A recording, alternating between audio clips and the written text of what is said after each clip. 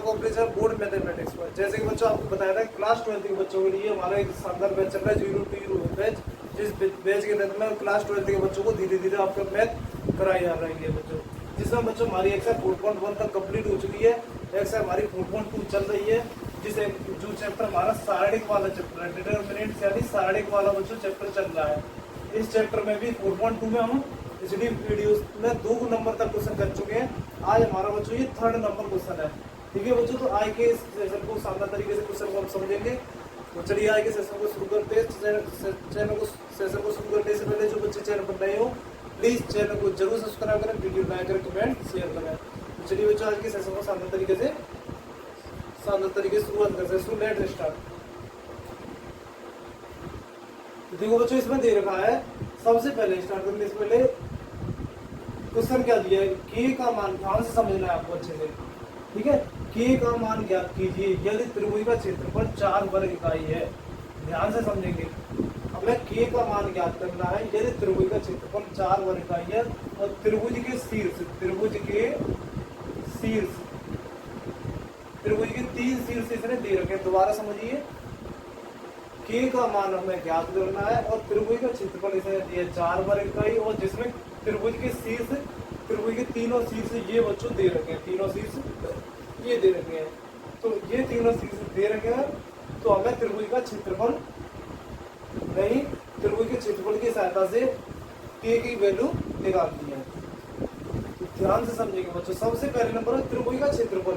हमारा जो त्रिभुज का क्षेत्रफल का फॉर्मूला होता है वो होता है a बराबर 1/2 bracket x1 y2 minus y3 plus x2 bracket close y3 minus y1 plus x3 y1 minus y2 bracket 1। यानी ये हमारे त्रिभुज का क्षेत्रफल का फॉर्मूला है बच्चों। जब त्रिभुज के तीन शीर्ष दिए हों या त्रिभुज का क्षेत्रफल दिया हो तो त्रिभुज के क्षेत्रफल निकालने के लिए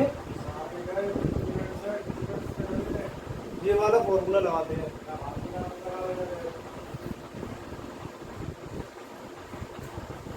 त्रिभुज का क्षेत्रफल बच्चों इस तरीके से निकाला जाता है। त्रिभुज का क्षेत्रफल बच्चों 2 तरीके से निकालने का तरीका ये तो ये त्रिभुज के क्षेत्रफल का फॉर्मूला है। ये एक सारणिक वाला अगर हमारा क्वेश्चन आता है तो सारणिक वाले क्वेश्चन में त्रिभुज का क्षेत्रफल निकालने का मैंने आपको तरीका बताया था, ये वाला देखिए इस तरीके से लिखते हैं x1 x2 x3 y1 y2 y3 और यहाँ 1 1 1। फिर इस सारणिक को सॉल्व करते जाएंगे तब भी त्रिभुज का क्षेत्रफल निकल आएगा।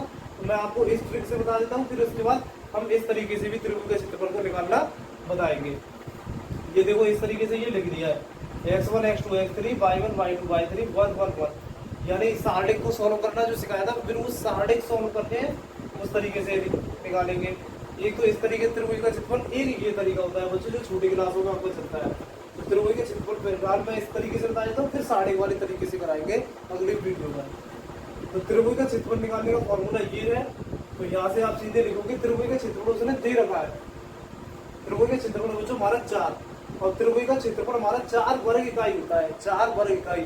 तो वर्ग इकाई त्रिभुज का क्षेत्रफल होगा तो वो प्लस माइनस दोनों के चिन्हों के साथ लगेगा। तो प्लस माइनस दोनों हमने चिन्ह, त्रिभुज का क्षेत्रफल वर्ग इकाई में जब होता है तो प्लस माइनस के दोनों चिन्ह आएंगे।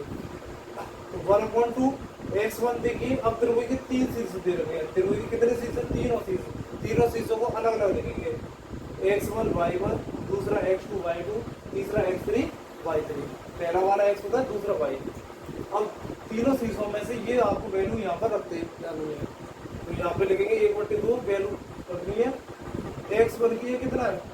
x1 की ये k ब्रैकेट, y2 की ये कितना? y2 की ये 0, y3 की जगह -2, x2 की ये 4, y3 की जगह 2, y1 की जगह 0, x3 की जगह 0, y1 की जगह 0 और y2 की जगह 0। ठीक है, इस तरीके से हमने ये सभी वैल्यू यहाँ पर रख दी। अब इसे सोल्व करते जाएंगे। प्लस माइनस 4 1/2 के 2 में से 0 जाएगा बच्चों, -2 ही रहेगा। 4 गुणा 2, 0 का 0 में गुणा करेंगे तो 0 हो जाएगा। प्लस माइनस 4 1/2, 2 का के में गुणा करेंगे -2 के, 4 दूनी 8 प्लस माइनस 4।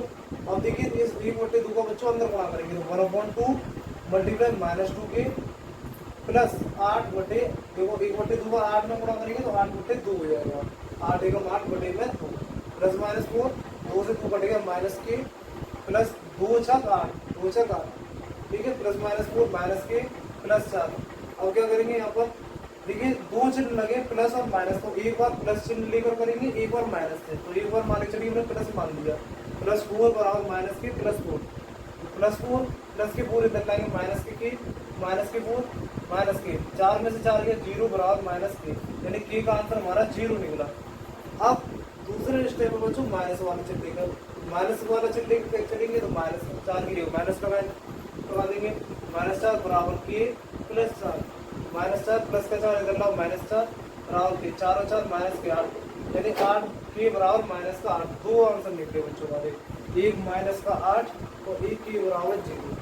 तो इस तरीके से बच्चों इस सेशन को मैंने आप क्लास इस क्वेश्चन को समझाया, तीसरे नंबर जिसमें हमें के की वैल्यू निकालनी थी, ठीक है। अब अगली जो वीडियो होगी बच्चों, जैसे भी ये वाले तरीके से सीख जाते हैं तो अगली वीडियो में बिल्कुल जो साढ़े के तरीके से जो त्रिभुज का क्षेत्रफल निकालना होता है वो निकालना सिखाएंगे।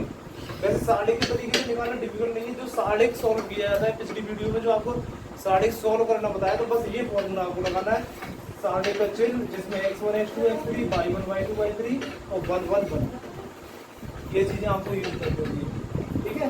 तो उम्मीद करता हूँ बच्चों आएगा सेशन आपको अच्छा लगा होगा, क्लास अच्छी लगी होगी। तो क्लास अच्छी होगी तो प्लीज़ ज़्यादा से ज़्यादा दोस्तों में शेयर कीजिए और ज़्यादा से ज़्यादा साथियों को बताइए, जिससे वो भी इस क्लास को बेनिफिट उठा पाए, ठीक है। तो बच्चों आइए सेशन को यही रोकने का प्रयास करते हैं, आप क्लास को इसी तरीके से देते रहिए और बढ़िया तरीके से पढ़ते रहिए, ठीक है।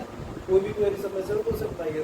तो सेशन को बच्चों यही रोकते हैं। अगर चैनल पर नए हो ऐसे बच्चे, चैनल पर जो बच्चे नए हैं तो नए बच्चे जरूर चैनल को जरूर सब्सक्राइब करें, वीडियो लाइक करें, कमेंट करें, शेयर करें। तब तक के लिए धन्यवाद बच्चों।